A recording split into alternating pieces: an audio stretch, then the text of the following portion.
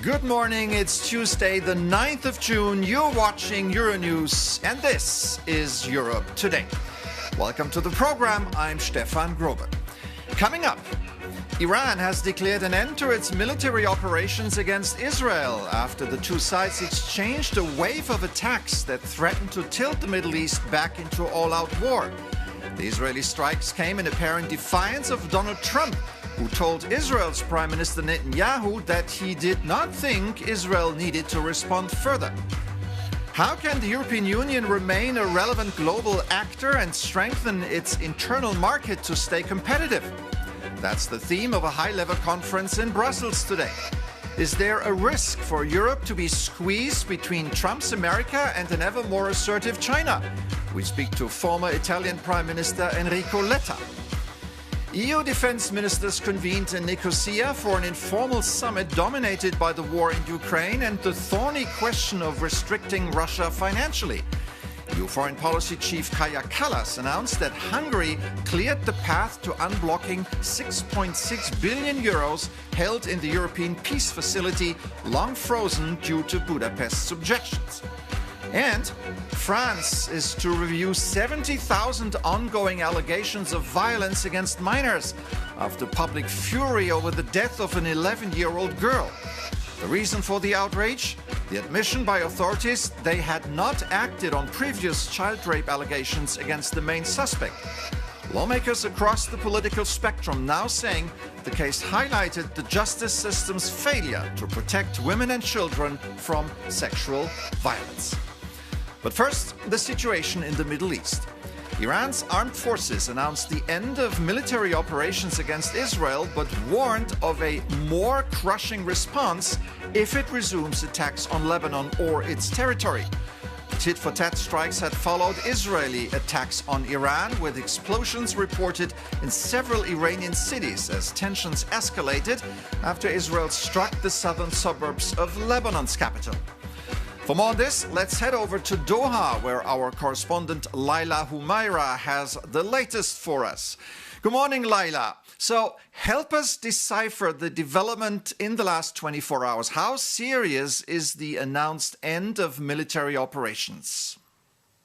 Good morning, Stefan. Yes, well, things are still very tense here in the last 24 to 48 hours over the weekend. As you mentioned, Iran and Israel exchanging direct attacks between the two. The first time this has happened since the April ceasefire. And yes, Iran has announced it will halt the aggression. Israel also announcing it will halt the aggression if the other side stops these attacks. Now, the halt in the aggressions came after international pressure and, of course, pressure from the U.S. President Donald Trump as well.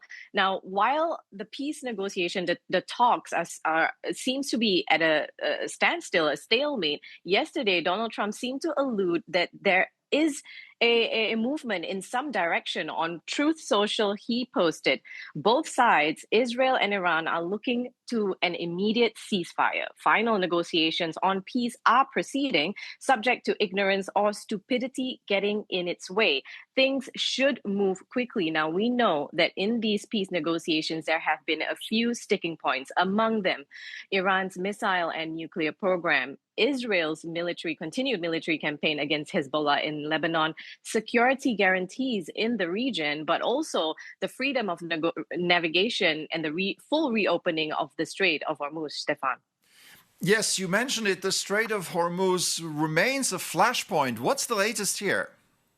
Well, it is essentially open, but shipping traffic remains slow and is nowhere near the levels of pre-February 28. Now, in these latest round of escalations, it's also prompted Gulf countries to announce the rerouting of flight paths in order to resume or continue flight operations in a safe way. But still, we know that there are still maritime mines in the Strait of Hormuz. But also earlier this morning, we have U.S. media reporting that a U.S. Army Apache helicopter downed in the Strait of Hormuz. Crew members were rescued safely, but it shows that the tense situation that we're still in, and with that peace negotiation or the outcome of these peace talks still elusive, everyone, it seems, to be remaining on absolute alert here in the region.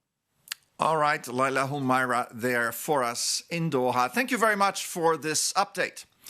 And now to the war in Ukraine. The European Commission is expected to imminently present its 21st sanction package against Russia.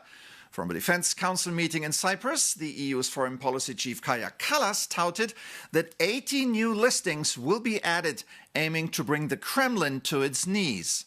For more on this, I'm now joined by our EU correspondent, Angela Skujins. Good morning, Angela. Good morning, Stefan. So, what's the timeline of this package and what's in it?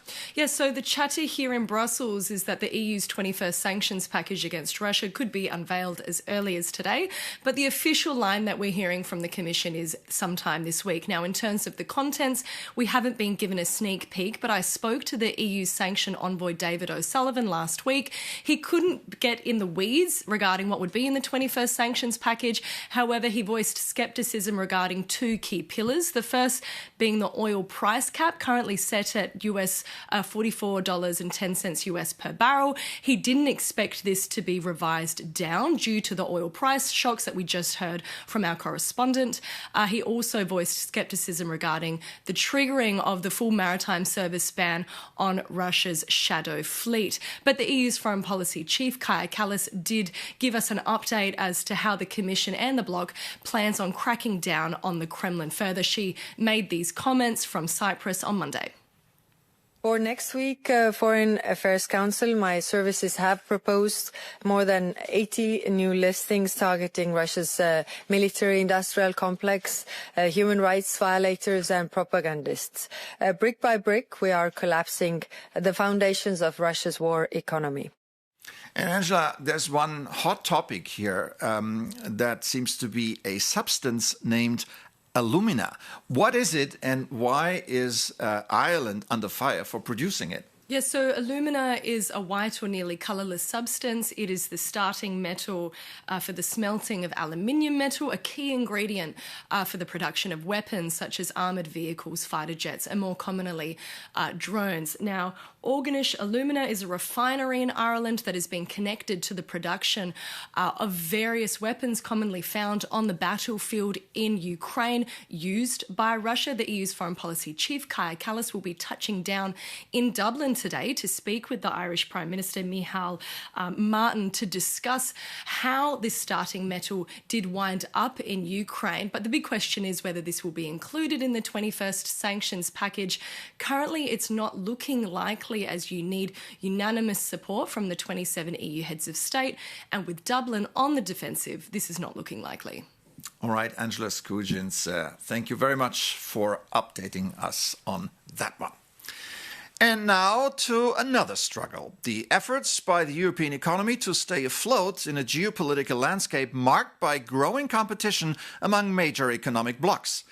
In about an hour, the Jacques Delors Friends of Europe Foundation will launch its Single Market Summit 2026, attended by some big names like former Italian Prime Minister Enrico Letta, president of the Dell'Oro Institute, who will also give the opening address.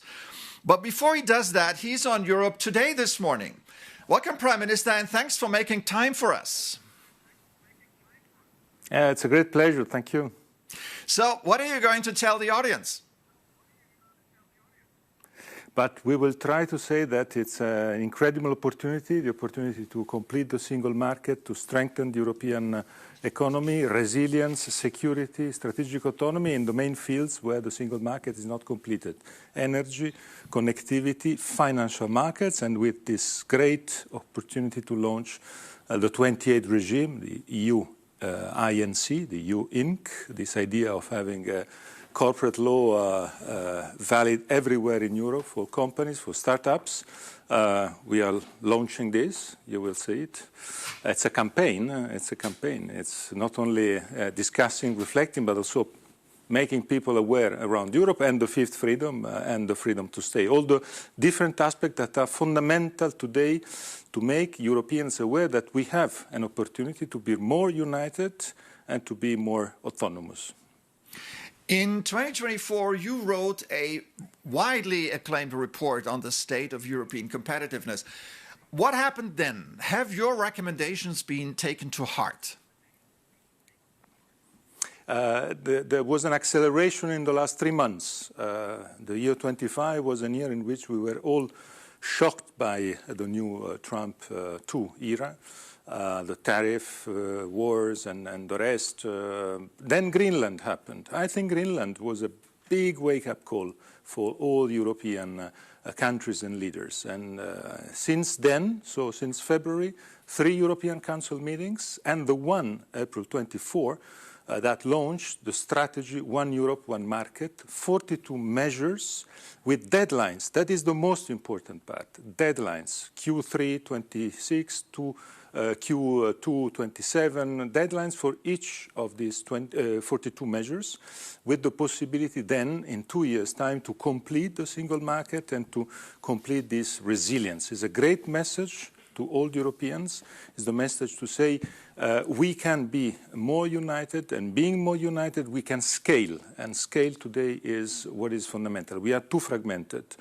Today we will launch with main speakers. We'll have the opportunity to have the General Manager of the IMF, Kristalina Georgieva, the Prime Minister of Belgium. Belgium was at the beginning the one who launched the idea of a report on the single market with Spain and Sweden, the 3 presidencies. And I'm very happy to have today the Prime Minister of Belgium, Bart de Wever, who will be with us to conclude the event and to launch a campaign that starts here in Brussels, but we have the next date.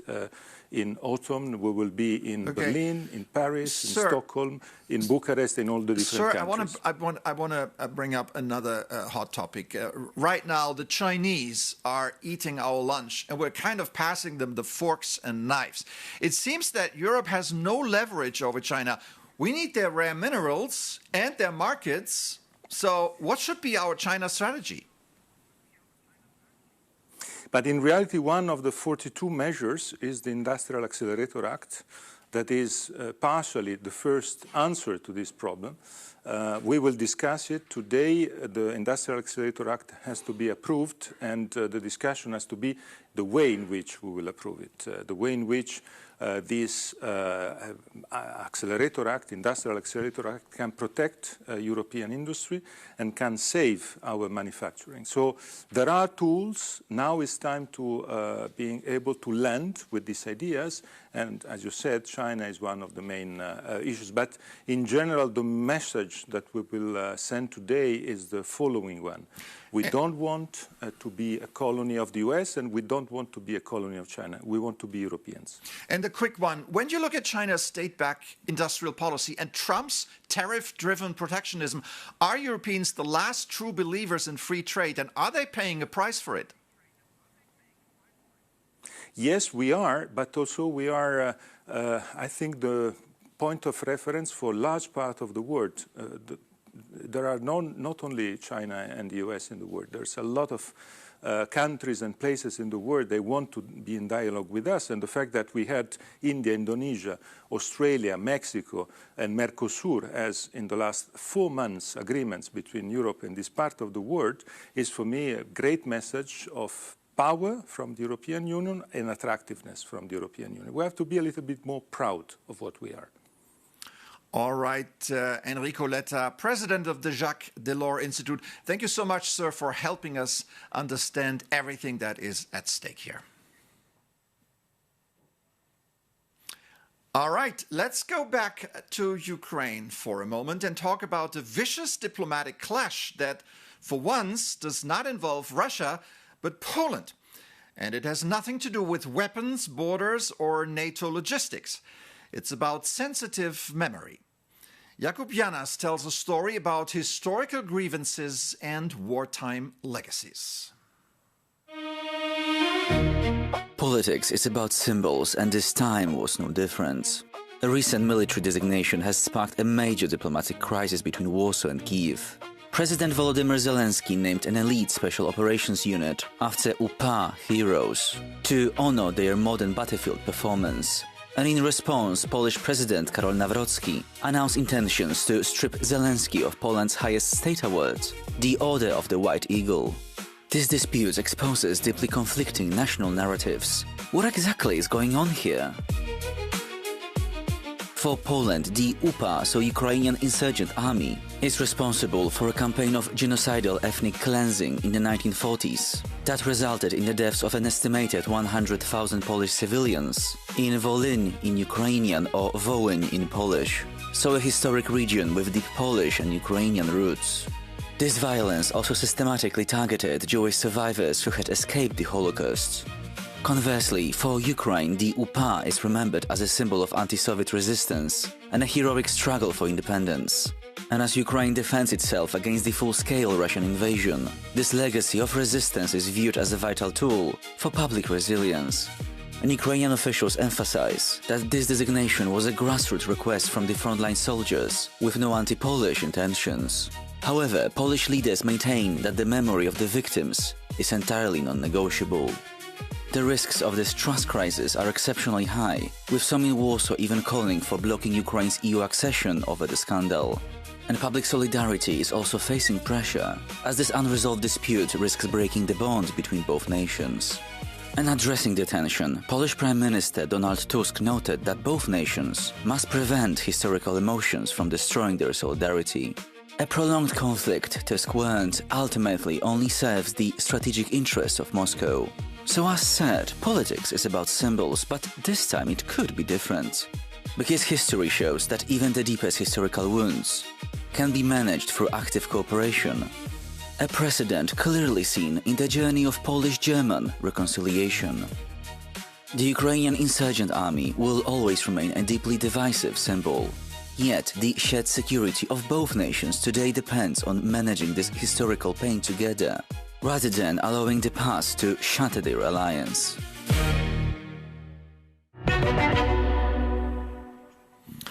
Jakub Janas there, thank you for your reporting. To France now, where the Justice Minister has ordered public prosecutors to review 70,000 allegations of violence against minors.